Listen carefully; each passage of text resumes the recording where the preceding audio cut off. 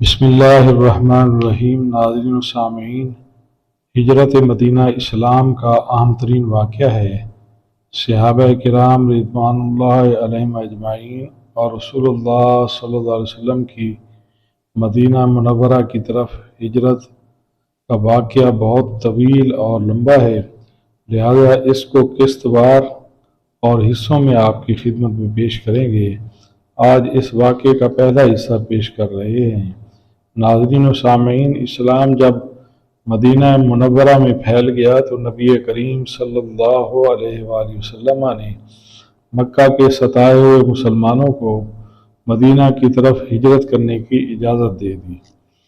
چنانچہ مکہ سے مدینہ منورہ کی طرف سب سے پہلے حضرت ابو سلمہ رضی اللہ تعالیٰ عنہ نے ہجرت فرمائی۔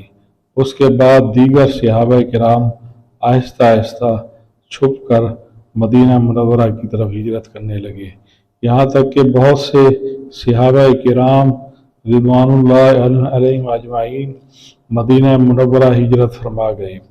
کفار مکہ کو جب پتہ چلا تو انہوں نے کڑی نگرانی شروع کر دی اور روک ٹوک شروع کر دی، اور جو مفلس اور غریب غلام صحابہ تھے جو ان کی قید میں تھے ان پر ظلم اور تشدد تیز تر کر دیا، اور وہ غریب اور مفلس اور غلام صحابہ جو اپنی مفلسی، غریبی اور غلامی کی وجہ سے ہجرت نہیں کر سکتے تھے، وہ ان کے ظلم اور تشدد کا نشانہ بننے لگے۔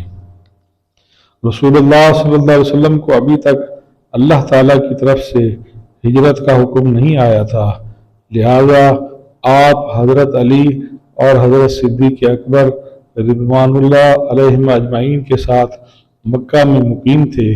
کفار مکہ کو خطرہ محسوس ہونے لگا، کہیں ایسا نہ ہو کہ محمد صلی اللہ علیہ وسلم بھی مدینہ کی طرف ہجرت کر کے نہ چلے جائیں اور وہاں سے اپنے حامیوں کی فوج اکٹھی کر کے مکہ پر چڑھائی نہ کر دیں۔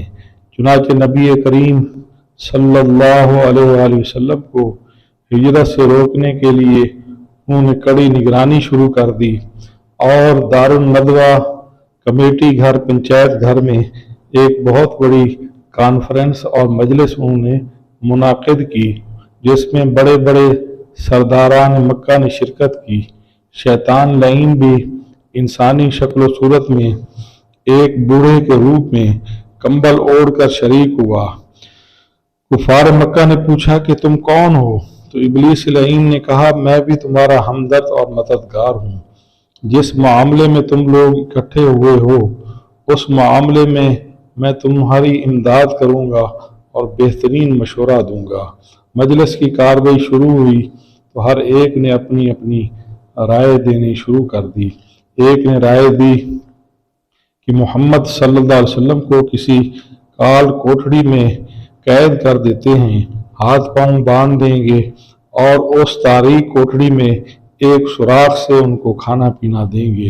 ابلیس سمیت سب نے اس تجویز کی مخالفت کی کہ ان کے بہادر صحابہ رضوان اللہ علیہم اجمعین اپنی جان پر کھیل کر ان کو آزاد کرا کے لے جائیں گے۔